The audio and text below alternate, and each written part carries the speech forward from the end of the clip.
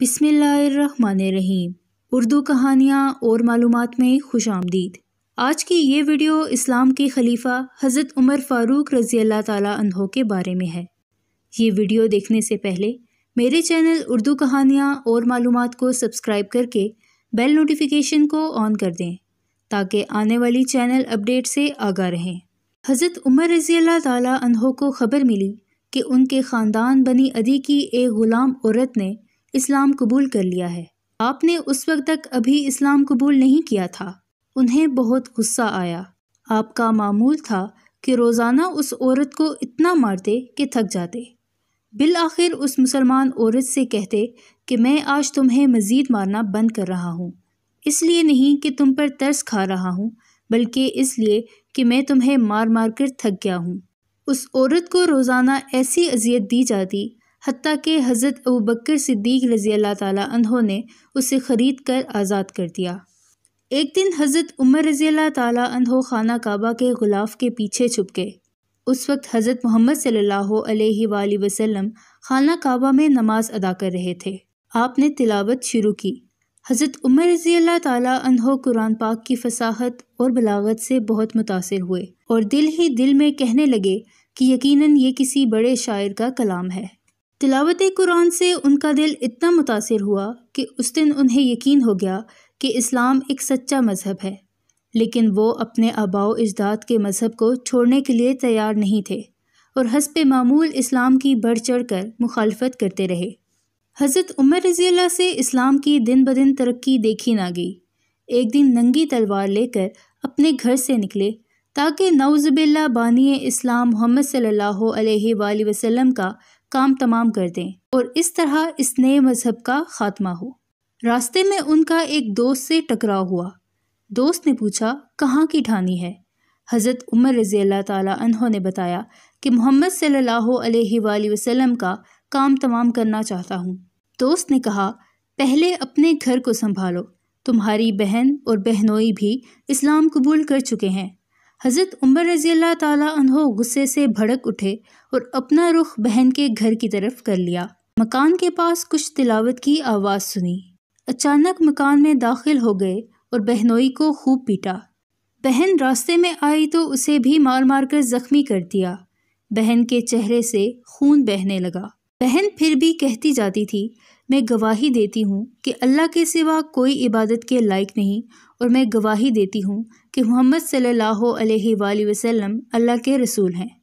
حضرت عمر رضی اللہ تعالیٰ عنہ اپنی بہن کے چہرے پر خون دیکھ کر تھوڑے شرمندہ ہو گئے اور کہا اچھا وہ دکھاؤ جو تم پڑھ رہے تھے۔ بہن نے کہا تم ناپاک ہو، پہلے غسل کرو پھر اس کو ہاتھ لگا سکتے ہو۔ غسل کرنے کے بعد حضرت عمر رضی اللہ تعالیٰ عنہ نے سورہ طٰہٰ کی آیات 1 سے 14 تک تلاوت کی۔ تلاوت کے بعد حضرت عمر رضی اللہ تعالیٰ بے ساختہ کہنے لگے یہ کتنی پیاری اور اعلیٰ کتاب ہے، مجھے بھی محمد صلی اللہ علیہ وآلہ وسلم کے گھر کی طرف رہبری کرو۔ بس حضرت عمر رضی اللہ تعالیٰ عنہ سیدھے محمد صلی اللہ علیہ وآلہ وسلم کے پاس حاضر ہوئے اور صدق کے دل سے اسلام قبول کر لیا۔ مشرکین نے حضرت عمر رضی اللہ تعالیٰ عنہ کے گھر کا محاصرہ کر لیا تاکہ انہیں آبائی مذہب چھوڑنے پر قتل کر دیا جائے۔ حضرت عمر رضی اللہ تعالیٰ عنہ کے ایک دوست نے اس گروہ کو بڑی مشکل سے منتشر کیا۔ ایک دن حضرت عمر رضی اللہ تعالیٰ عنہ نے حضور صلی اللہ علیہ وآلہ وسلم سے یہ سوال کیا کیا ہم حق پر نہیں خواہ ہم جئیں یا مریں؟ حضرت محمد صلی اللہ علیہ وآلہ وسلم نے جواب دیا یقیناً ہم حق پر ہیں۔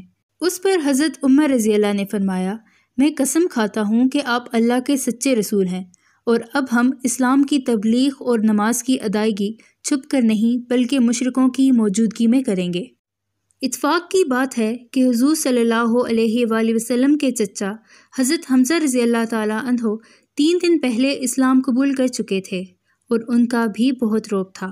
اب سب مسلمان حضرت عمر رضی اللہ تعالیٰ عنہ اور حضرت حمزہ رضی اللہ تعالیٰ عنہ کی قیادت میں 2 قطاروں میں باہر نکلے اور کھلم کھلا نماز پڑھنے اور تبلیغ کرنے لگے۔ حضرت عمر رضی اللہ تعالیٰ عنہ اور حضرت حمزہ رضی اللہ تعالیٰ عنہ کی قیادت دیکھ کر مشرکوں کے دل جل گئے، لیکن انہیں مداخلت کی ہمت نہ ہوئی۔ اسی روز حضرت محمد صلی اللہ علیہ وآلہ وسلم نے حضرت عمر رضی اللہ کو فاروق کا لقب عطا کیا۔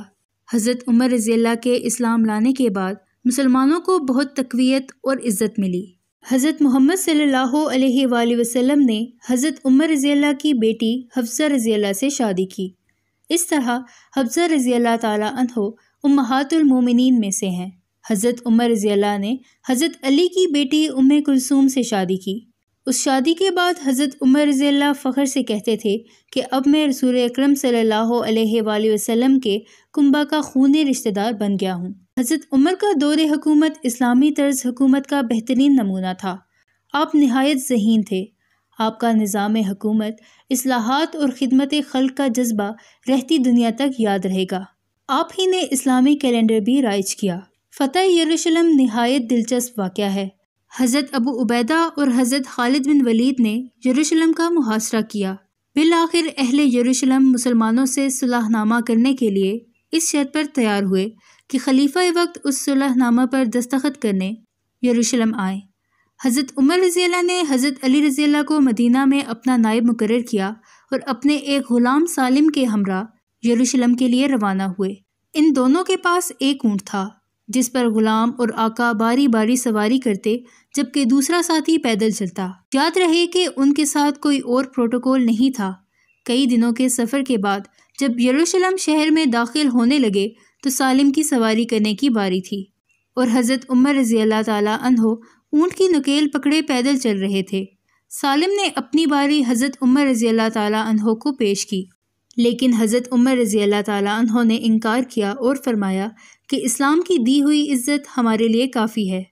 بڑے بڑے لوگوں نے حضرت عمر رضی اللہ تعالیٰ عنہ کو اونٹ کی نکیل تھامے پیدل چلتے یروشلم میں داخل ہوتے دیکھا۔ حضرت عمر نے باہمی صلح نامہ پر دستخط کیا اور اہل یروشلم کو ہر طرح سے ذاتی اور مالی تحفظ اور امان عطا فرمائی۔ آپ نے ان کو اپنے مذہب پر قائم رہنے اور بغیر کسی روک ٹوک کے عبادت کرنے کی بھی اجازت دی۔ 26 ذی الحجہ 23 ہجری کو حضرت مغیرہ بن شعبہ رضی اللہ کے نصرانی غلام ابو لؤلؤ فیروز نے فجر کی نماز کے دوران حضرت عمر رضی اللہ پر اپنے خنجر سے حملہ کر دیا۔ آپ شدید زخمی ہوئے اور فرش پر گر پڑے۔ عبد الرحمن بن عوف نے نماز مکمل کرائی۔ ابو لؤلؤ نے اپنے آپ کو بھی خنجر سے ہلاک کر دیا۔ حضرت عمر رضی اللہ نے اپنے جانشین کے لیے ایک مجلس شورا مقرر کر دی۔ آپ کی بیٹی حفصہ ماتمی الفاظ کہتے ہوئے اپنے والد کے پاس پہنچی۔ حضرت عمر رضی اللہ تعالیٰ عنہ نے انہیں کہا کہ میں تمہاری آنکھوں پر قابو نہیں پا سکتا، لیکن یاد رکھو جس میت پر بین کیا جاتا ہے فرشتے اس سے نفرت کرتے ہیں۔ اسی طرح حضرت صہیب رضی اللہ تعالیٰ عنہ آپ کے زخم دیکھ کر چیخ اٹھے۔